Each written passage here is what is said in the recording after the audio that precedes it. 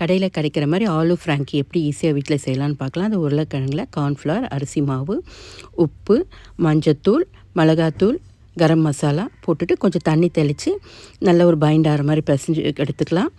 ஒரு பேனில் எண்ணெய் விட்டுட்டு நம்ம எடுத்து வச்சுக்கிற உருளைக்கிழங்கு ஆலுவை ஃபுல்லுத்தையும் போட்டு நல்லா ஃப்ரை பண்ணி எடுத்தாலே நல்லா டீப் ஃப்ரை ஆகிடும். இதை எடுத்து வச்சுட்டு ஒரு பவுலில் வெங்காயம், கேபேஜு, கேரட்டு, கேப்சிகம், கொஞ்சம் உப்பு, பெப்பர், லைம் பிழிஞ்சு அதையும் தனியாக எடுத்து வச்சுக்கலாம்.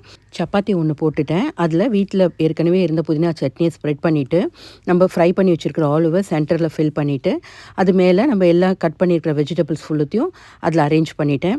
மயோனஸும் டொமேட்டோ கெச்சப்பையும் மிக்ஸ் பண்ணி மேலே ஸ்ப்ரெட் பண்ணியிருந்தால் எக்ஸாக்ட் ஹோட்டலில் இருக்கிற மாதிரியே இருக்கும். என்கிட்ட மயோனஸ் வீட்டில் இல்லாதனால நான் பீஸா சாஸை மேலே அழகாக தடவி விட்டுருக்கேன். அது நல்ல ஒரு காரசாரமான டேஸ்ட் கொடுக்கும். ரேப் பண்ணிவிட்டேன்.